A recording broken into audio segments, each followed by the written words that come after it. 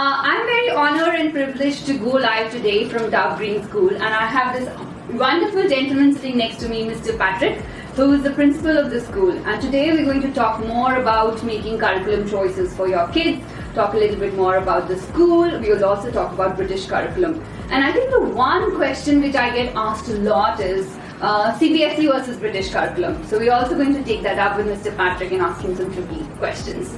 But before I go into the details of this, I would love to hand it over to him, and we'd love a little bit of introduction about you, sir, and more about the school, please. Okay, thanks very much, Rima. Thanks for a very kind introduction.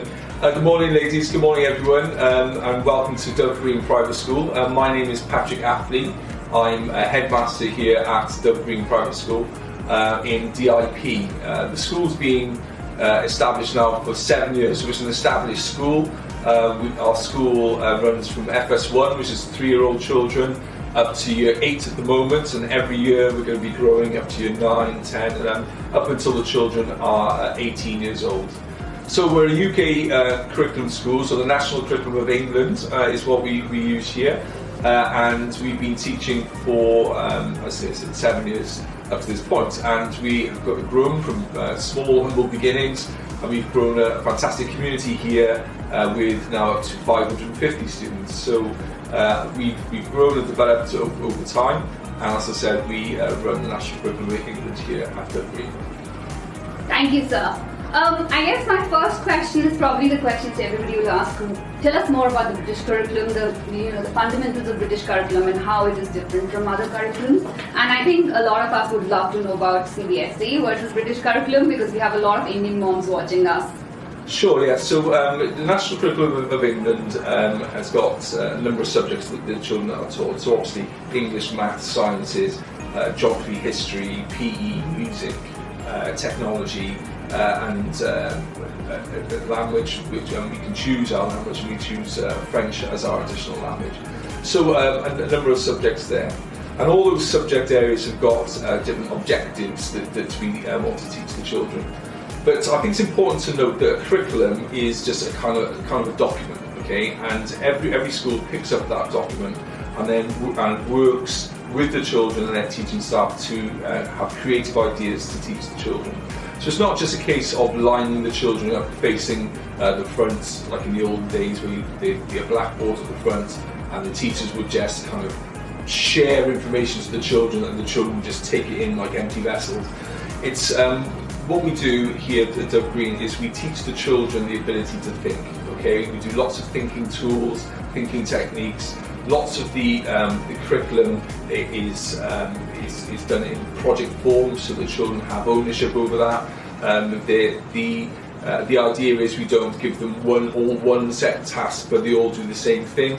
Lots of different projects, and the children can use those thinking tools that they've been taught, and they can do different things. So lots of group work, collaboration, questioning. Lots of the lessons start with an open-ended question where the children can use those skills that they build up over time to then to give an end product. And most of the things that the children do have an end product. So if it's a plan, it's for a piece of writing. It might be another plan where the children have a debate or an open discussion or deliver a PowerPoint to the rest of the class. So it's all about the children using the information that they are learning together and sharing it together as well. So it's a big difference there to more traditional methods of here is the curriculum, this is the information, the children just take it in. The children are very much active participants in the learning. Okay, so that's a big difference between the traditional form to what we teach here at Dove Green. Great, thank you very much. I hope that explains British curriculum to a certain extent, because I want to do a quick sound check. If you can hear us, if we are audible, we are visible, can you just say a quick hello and say yes, so that I know we are audible and visible. And equally, we're going to keep this a very open session. If you are a parent who's been thinking about where should I put my child, your kid is you want to change schools, or your child is about to start school next year, and you have these burning questions about whether British curriculum is for you or not, please post them down, and I'm sure Mr. Patrick will be very, very happy to take them up. So let us know, just for the benefit of those who have joined us now, we are live from Dove Green School in DIP, and we are going to be talking more about the school, the community and British curriculum today. I'll move on to my next question, Ms. Patrick. What are the things the parents should keep in mind when choosing a school? You know, there's so many schools in Dubai, it's difficult for us to make a choice, honestly. Of course, yeah, there are so many really good schools in Dubai, and we consider ourselves one of those. I think, as a parent myself, one of the best things you can do is actually physically attend the school. What we do here at Dove Green is we have to have an appointment now due to COVID times. You come in, visit the school, and we don't put on a show for parents or new parents that come around. We very much see the school in operation as it is, and lots of the decisions that are made are done by feel. Okay, how you feel, how your child will feel in this environment as well. So when your children go around for school tours and so on, and parents go around, lots of the comments we get is, this feels so good, it feels so right for my child. Even though we've got COVID times and there are restrictions, you can still book appointments, you can still go and visit schools, you can have tours. It's very important, and speak to as many people as you can. What you'll find is you've got questions about curriculum, you've got questions about just the general setup of the school. The admissions officer here will take you around to give you a great talk. Always feel free to speak to the academics, and also it's good that you speak with the children as well. So we have got school ambassadors here, so you can speak with some of the older children in the school. And the best thing about the children doing that is that they tell you exactly the way that it is and the way that they feel. So it's important that you get a holistic picture of where you're going to send your child. Lovely, thank you. And I think if you want to decide between two schools, go visit the school and have the feel of it, is what Mr. Patrick is saying. We have a first question here from Shweta. Shweta is asking, what is the age criteria for admission for British curriculum? Okay, so one of the big differences between the Indian curriculum schools and the UK curriculum schools is the start times, okay? So if you think of the start of every year as being the 1st of September, that's where the cut-off point is, 31st of August, 1st of September. So when your child is 3 on the 1st of September, they would go into FS1. Mm-hmm. So if they're 4 on the 1st of September, they go into FS2 and so on. Okay, so basically all the way up to primary, which is year 6. So if your child is 10 on the 1st of September, they'll go into year 6 in a British curriculum school. Great, thank you so much. Shweta, I hope that answers your question. So if your child is 3 on the 1st of September... It's the happiness agenda, the well-being agenda for the children. I'll take us back to where we were in September, where the children have been off for 6 months and they came into the school.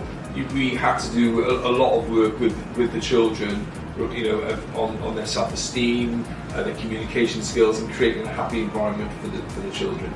I think that there's, I had a meeting with the head of the KHDA when I first started way back, and he said the happiness agenda is flipped on its head a little bit, where the old thoughts around it were that you teach the children, they do things, and then they're happy at the end of it. That's not good enough. The happiness has got to come at the beginning, create a happy environment for the children, and then the work that they produce then is a much better quality.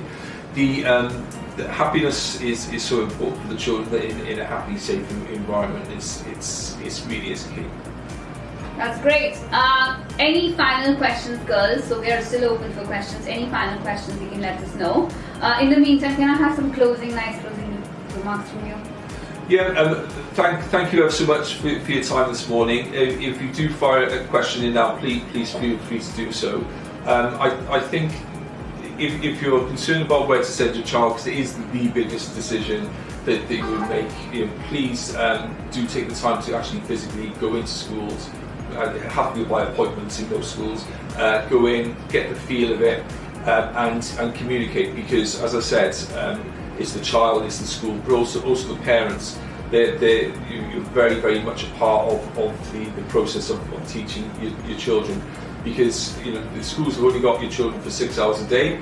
You've got them for the other 18 hours plus the weekends. And if you create a stress-free environment for the children, they really will do better. Another example I'll give you is that the school, like all schools, have got to submit some tests that go to the KHDA in the summertime. And what I've find is that being here, lots of parents get tutors in for their children. They put pressure on them. They demand packs of information from the school. We don't do that in this school. It's very relaxed, and we train the children up in the school environment.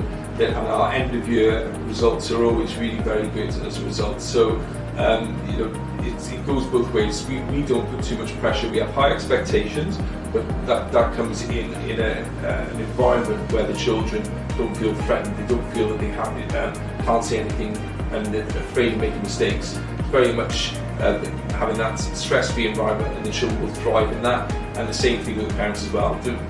My advice would be, don't put too much pressure on them, and they'll shine. That's lovely to hear. Thank you so much, Indian Women in Dubai. What I'm going to do after this session is leave the contact details of the admissions office so they can know where to reach out to. I think the school also does free school tours, so you can come have a feel of what the school is like. You need to take an appointment for that before you come in, so you can coordinate that with the team. And we are live from Dow Green School in DIB Greens community. And if anyone has any more questions regarding this, feel free to drop them. We can also send them to the school and get some answers from them later on. Thank you, IWD, for your time, and have a great day ahead. Thank you. Bye-bye.